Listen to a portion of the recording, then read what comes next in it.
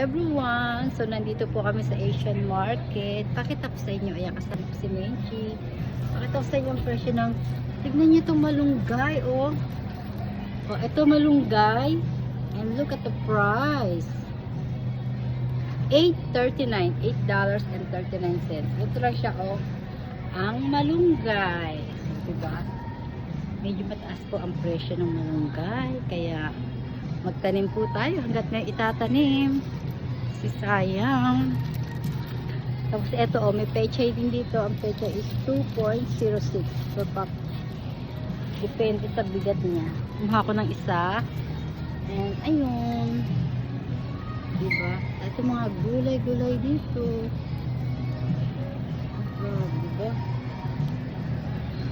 Walang ano. Gobe. Ang mahal ng malunggay. Kaya ako nagtanim ng malunggay. Yun nga lang, kailangan wait pa kasi pagkat ng carrots, 0.89 per pound. So pa ako ng big carrot. Ang coming. Tapos bibili ako dito ng sweet potato na ipapatubo.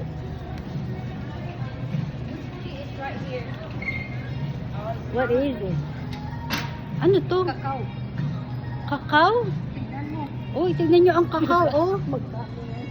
14.26.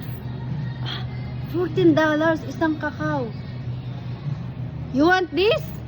No. Ang mahal. Tignan nyo, oh. Yan, ang kakao. Tapos, meron dito, Mexican guava. Look at the guava. Ayan, $4.33. Isang ganito. So, ayan. Grabe, no?